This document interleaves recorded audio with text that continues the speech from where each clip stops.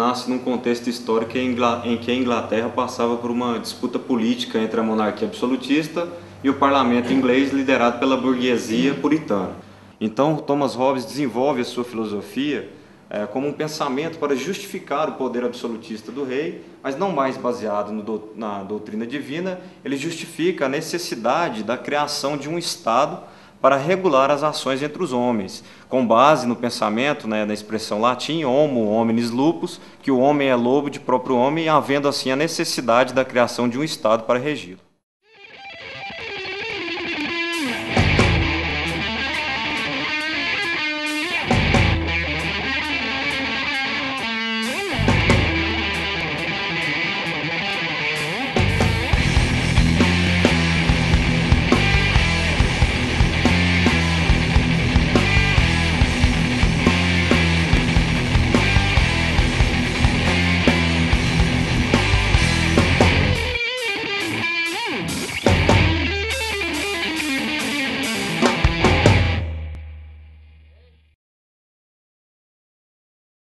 O melhor estado de natureza, a melhor situação não política, de liberdade absoluta dos indivíduos, ainda assim seria pior que o pior estado.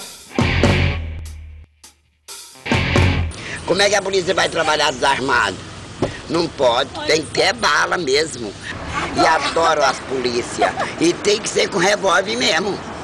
Vai ter gente que pula em nós, aí quando pula em nós, como é que nós vamos fazer se não tiver um 38?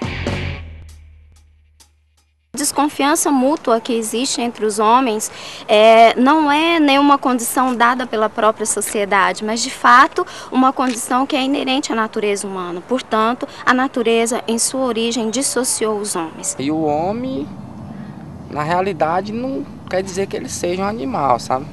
Caça para não virar presa. A condição de guerra ela é uma condição miserável, ela é um estado em que os homens se encontram, em que eles não têm paz, e nós precisamos buscar paz, e além da paz nós desejamos uma vida confortável por meio então do nosso próprio trabalho. E como então resolver essa questão? Se a natureza dissociou os homens, se os homens são lobos dos próprios homens, como é que nós vamos resolver essa questão para poder conseguir chegar a uma condição de paz?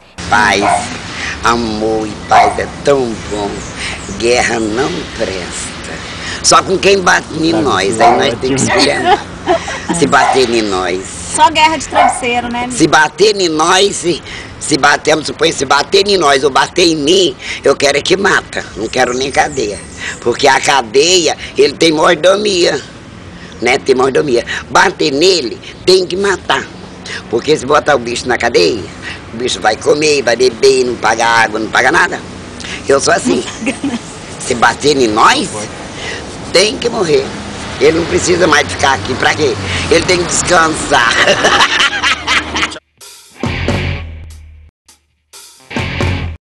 Brigamos pela melhor poltrona, mas choramos com a criança ferida, a árvore derrubada, a despedida. E rimos com um final feliz. Destruímos o muro de Berlim, construímos o de Israel e abraçamos o Museu do Cairo. Hobbes falou do esbarrar humano e, pensando nisso, na sensatez de um contrato. Pelo sexto sentido, digamos que fazemos a guerra, mas também sabemos impedi-la.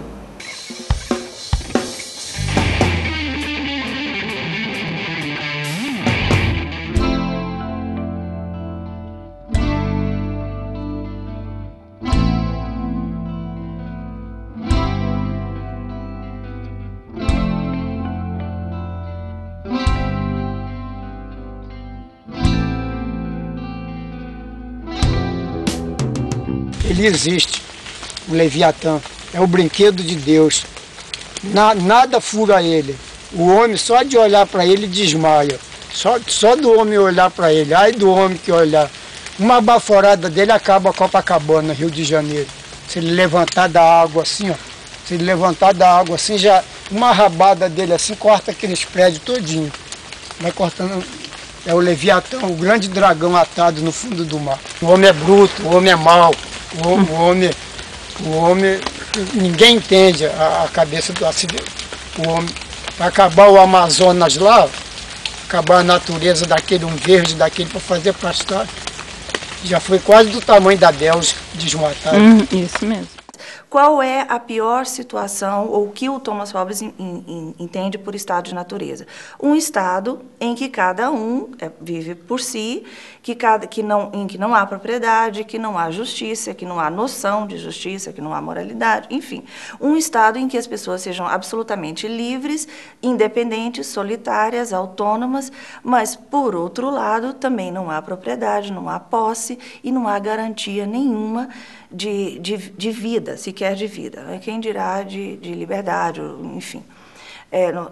Do ponto de vista da natureza humana, somos todos iguais, mas nenhum de nós, a única lei que impera, melhor dizendo, é a lei do mais forte. Qual é o ato fundador do Estado? É esse ato em que os indivíduos cedem e transferem seu poder a um homem ou uma assembleia de homens. Então, assim estaria então configurado o Estado, né, que tem sua base na concepção hobbesiana, a ideia de uma certa concepção democrática, que algumas pessoas podem discordar de mim e dizer que isso é controverso, porque num primeiro momento é preciso essa anuência de todos, a cessão e a transferência de direitos, cada um transferindo o seu direito, para então a fundação do contrato, ou seja, do Estado. Agora o Estado, o Leviatã, o grande Leviatã, além de forte, de determinar as normas, regras e leis, ele também vai desenvolver o que a gente poderia chamar de garantia da propriedade para os indivíduos, e garante então a propriedade no sentido de que toda a força que você emprega, não é, pelo seu trabalho, consegue então garantir algo para si, você pode conservar porque o Estado lhe garante isso.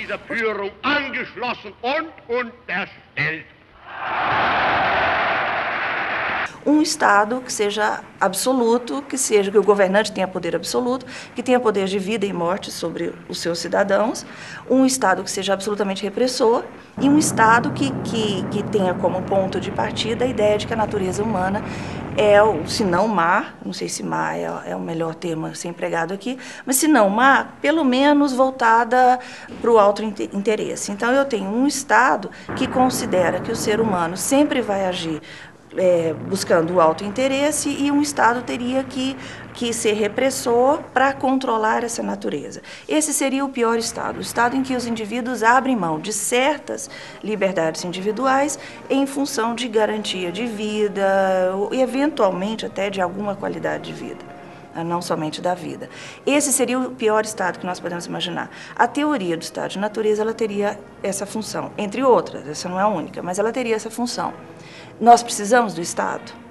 E um modo de responder isso é perguntar, o pior Estado que nós conseguimos conceber, e aí eu me atrevo a dizer o Estado hobbesiano, é um Estado em que o governante tem um poder absoluto, poder de vida e morte sobre os seus súditos, esse é o pior Estado. O pior Estado que nós podemos conceber, ainda assim é melhor que o Estado de natureza, ou que este Estado de natureza que está sendo concebido aqui, que é o estado de todos contra todos, a guerra de todos contra todos, em que não há garantia nenhuma de vida? Sim.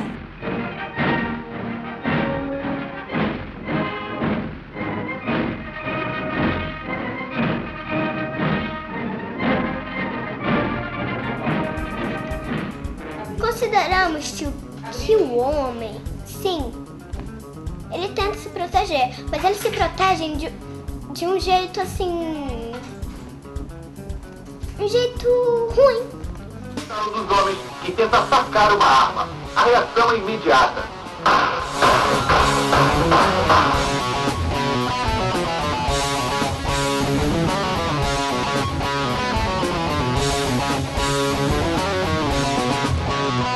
O gatilho, a pólvora, o temor e o susto, o cão, o cano logo junto, nu e cru, o dedo que coça, a mira certeira, o grosso calibre e a mancha trincheira, o efeito moral, o cacete ensina, spray, pimenta, choque e água fria, o silenciador.